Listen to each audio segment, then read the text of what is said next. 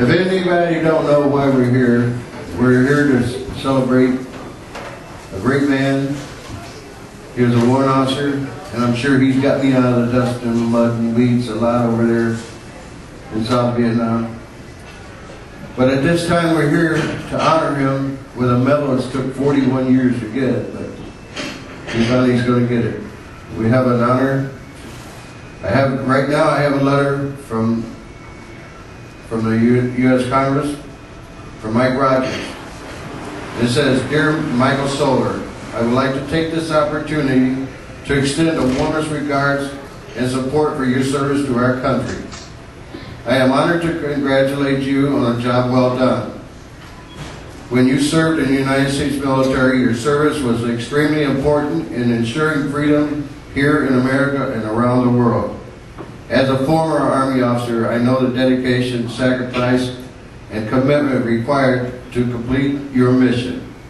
Take pride in knowing that you served honorably and fought and defended the freedom and democracy which we cherish. May you know of my high regard for your patriotism and bravery.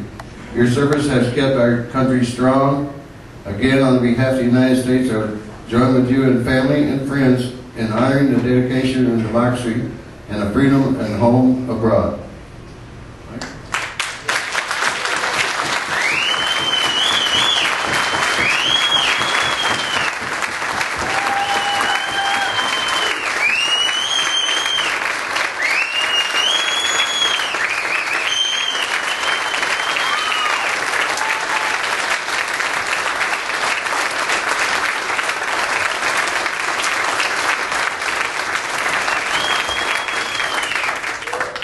I, being a Vietnam veteran myself, am so proud that I have the honor of doing this tonight.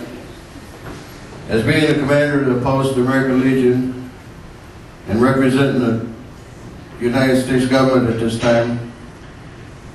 At this time, I would like to present the Purple Heart to Mike Solar for services rendered. He was wounded on June 9th in 1969. Took him this long to get this ribbon, but I'm so proud. And at this time, I'm going to have Darlene, his wife, pin the ribbon on him.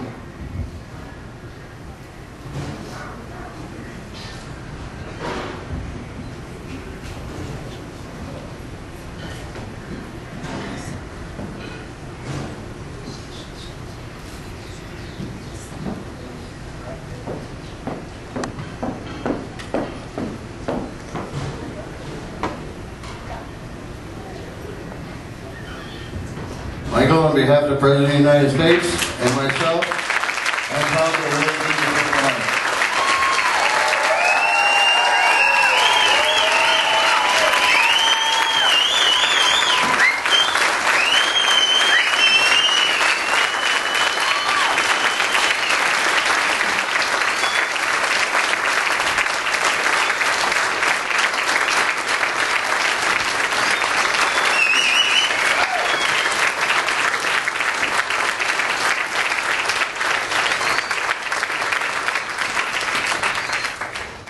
Thank you very much. I am kind of speechless here.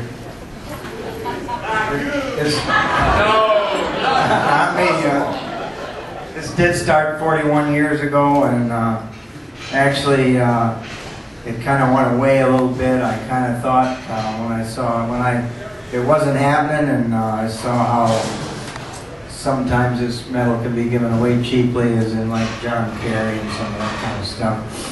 And I didn't really care for it until my son was killed. And my 50th birthday, he started this campaign to get me back this Purple Heart. And at that point, I decided maybe I didn't want it again. And I'm really honored. And more than that, I'm just honored that everybody that came here, because these are my family and friends, and you guys mean everything to me. And having you here is what makes this real. And there ain't much else I can say, but thank you very much.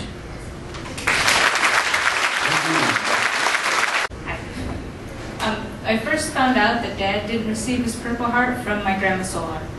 Growing up, she told me the story of that soldier knocking on the door to come and tell her about Dad's accident. She told the story over and over again. And each time she ended the story with, and he didn't even get his Purple Heart. I think it bothered her until the day she died. So Kim, Steve, and I all grew up knowing this and wondering about the medal. If you asked Dad about it, he would just shrug it off and say, "Oh well," or "That's the Army for you." He didn't serve his country to get medals or to brag it up. He served because he loves his country, his family, and flying helicopters. He loves these things even more than he hates government bureaucracy, communism, and, like most Vietnam vets, Jane Fonda.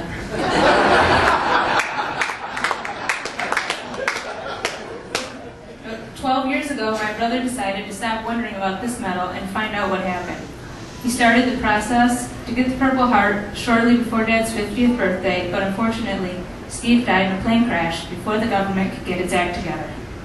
A few years later, my mom started the process all over again because they had lost all of the work that Steve had done, only to be stopped by a fire somewhere that had destroyed some records. Then a couple years ago, our friend Kim Brandt contacted Congressman Mike Rogers, and here we are today, and I'd like to thank them both.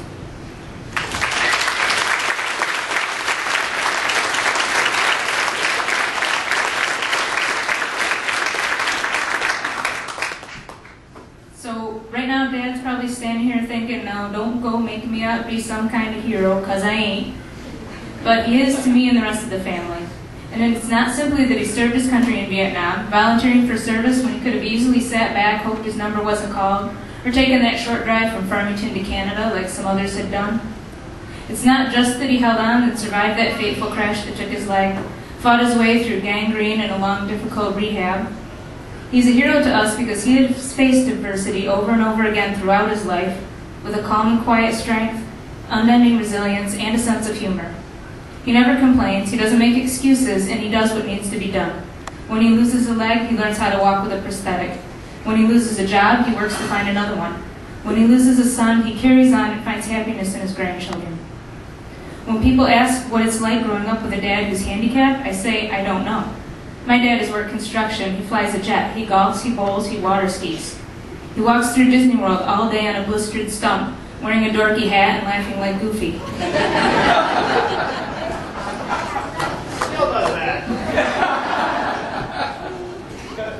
It's something we don't think about because it's never stopped him or slowed him down. My daughter Samantha wore a shirt to school today that says, "It's not whether you get knocked down, it's whether you get up again." I couldn't think of a more perfect saying to describe my dad, and he couldn't deserve this medal more.